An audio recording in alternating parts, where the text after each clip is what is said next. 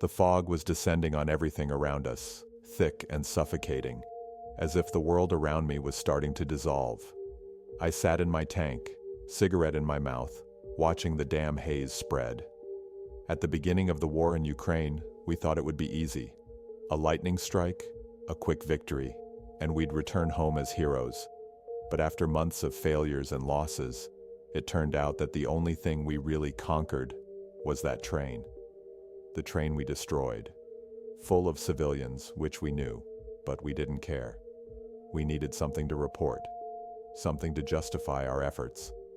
So, we reported it as a successful attack on a military target, just to get a few extra rubles and a bottle of vodka. But now, in retrospect, that act wasn't just empty. It was the beginning of the end. The night was moonless, and the fog was so thick that I could barely see a step ahead. I took a drag from my cigarette and stepped outside, away from my sleeping men. Something was pulling me to that place, to that train, to that one act we could call a success. But with every step, doubts began to form in my mind. What had we really done? Was it truly necessary? And why was it haunting me now, as if it were pursuing me? I felt something inside me beginning to crumble. The certainty I once had, the cold indifference that allowed me to do what needed to be done, was starting to collapse. I was sure I did it for those rubles, for the vodka, for something tangible that gave me temporary relief. But now, in that fog, everything seemed distant and meaningless. When I arrived at the station, the train was still there, as if it had never left. It was a sight I had seen so many times, but now it seemed different, more terrifying. The fog enveloped it like a veil, separating it from reality. I opened the door of a carriage and stepped inside. Every step I took was accompanied by an echo that vanished in the endless haze. The carriage was empty, or at least it seemed so. But then I began to sense a presence.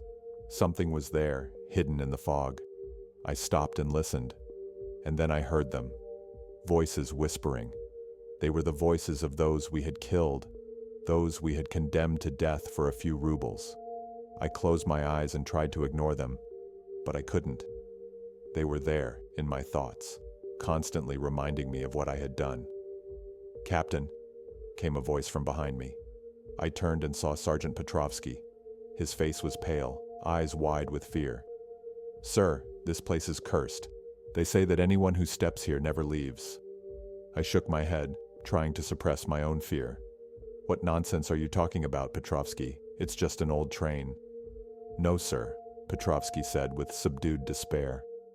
"We keep wandering around here, over and over again destroying that train, over and over again dying, and none of it has an end." Suddenly the train started moving again, but it wasn't normal movement. It was as if something was pulling me back to that moment when we first attacked. Shadows of the past began to intertwine with the present. I saw myself giving orders, saw the deadly shells hitting the train. I saw people inside dying, their faces contorted in terror, and then the train stopped again. Everything repeated, and I had to watch it, over and over, like a spectator in my own hell. I couldn't stop it. All around me was the fog, surrounding, suffocating, and consuming me. Every step I took led me back to the same place. "Petrovsky," I called, but my voice was lost in the mist. And then I saw him. On the platform stood a man in uniform, my face. It was me, cold, indifferent, with a vacant smile on my lips. It was me who never questioned orders, who never showed remorse. "You cannot escape," spoke my doppelganger, his voice like an echo in my head. "You wander here forever, endlessly destroying that train, endlessly dying. We are lost in this fog, eternally trapped in our own hell." Again I tried to laugh, but the laughter sounded hollow and false. "It's just a dream, Petrovsky. We did what was necessary, and if I get a few extra rubles for it, I don't care." But then the train started moving again, and I realized there was no waking up. It wasn't a dream, but an endless loop in which we were trapped. Over and over again we destroyed that train.